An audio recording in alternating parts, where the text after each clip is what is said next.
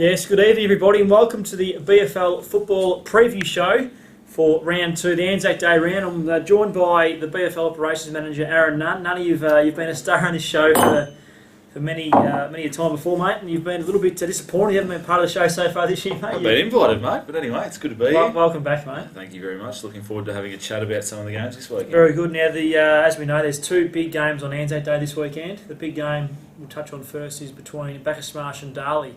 We spoke about the Ballarat performance against North City before. This game shaped up to be a really good one. I think Ballarat are a huge chance. Absolutely. Darley, I think a lot of people probably had them tipped pre-season in the top two, the competition this year. So they're coming up against a very much improved Ballarat side this weekend.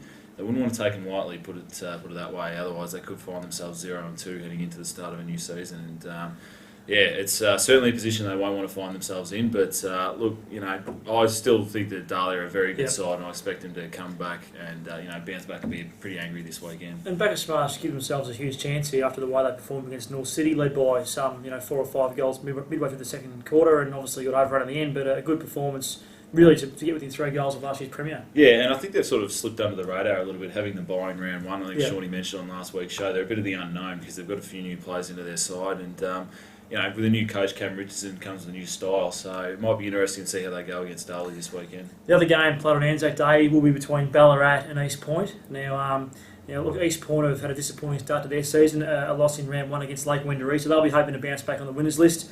And Ballarat obviously had a win at home in round 1, so you think Ballarat will go into this game red hot favourites? Yeah, look, a really good rivalry these two clubs have built up over the years. They've played on ANZAC Day for a number of years now, and look, they really take it very seriously, and they really. I mean, all 4 clubs that are playing on Friday understand the significance of the day and how much of a privilege it is to play on ANZAC Day. So, and look, that'll be obviously epitomised by. The ceremonies that will be carried out at the start of each match. I know that Darley's taken their ceremony extremely seriously. They're going to have a half an hour, really good in-depth ceremony for the diggers, and they're going to get the RSL involved, and they've got a number of things planned for the day. So. Obviously a delayed start on Friday for both games, 3 p.m. start. So if you're not doing anything on Friday, get either to the Alfred Oval or Darley Park this weekend to see 2 very high quality matches. And I'm sure, hopefully, that the games will be well supported by the public. There's obviously many teams not playing on that day, so hopefully they'll get along and support those sides that are playing. Absolutely, and there's no gate charge prior to 1 p.m, so the gate will start charging from 1 o'clock, and that's obviously a requirement placed on the clubs, and they'll obviously give a donation to the local RSL as well, both home clubs. We'll move on to the games on Saturday. Nunny, Redan play Melton at the City Oval, a massive game for Redan. They need to bounce back and have a really good win here, I think.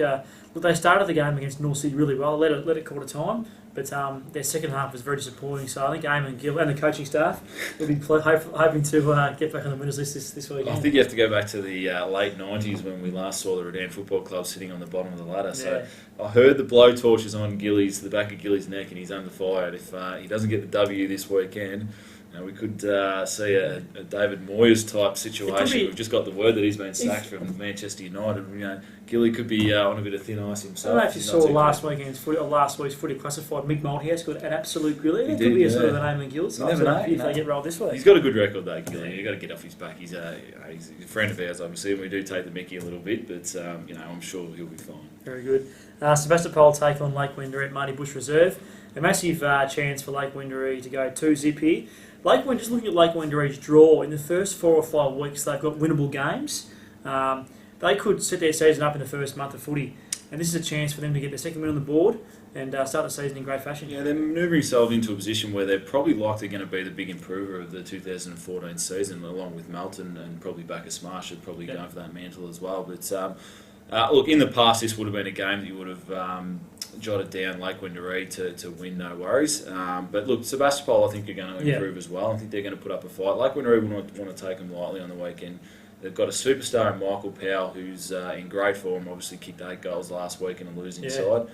Fantastic player, and he's the X factor, and he's the danger man that they're going to have to watch. So, Lake Wendouree just wouldn't want to get it too far ahead of themselves. I think they've got to take it quarter by quarter against an improving Sebastopol side. For sure, and also the last game to look at is a night game played on Saturday night between Melton South and Sunbury.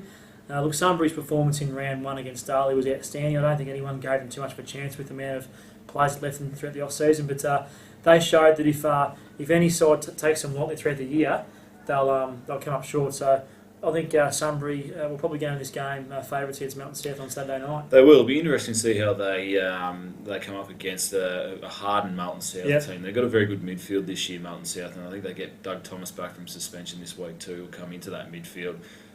So they've got some really quality on ballers there, and if they can get on top in the middle and give their forwards early use of the ball, they could get themselves out to a nice lead, especially on the small Melton Recreation Reserve ground. Give them every opportunity, but I just think Sunbury's performance in that first round was just super, and it's hard to go past them.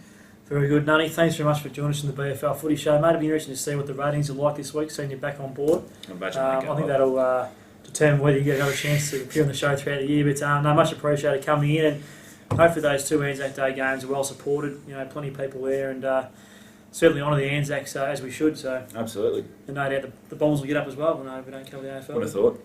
Very good. Thanks very much for joining us in the BFL Footy Show for another week. As we know, it's proudly supported by Ballarat Toyota and also McDonald's Ballarat. Bye for now, and thanks to Shawnee in the audience for being here today. Good night.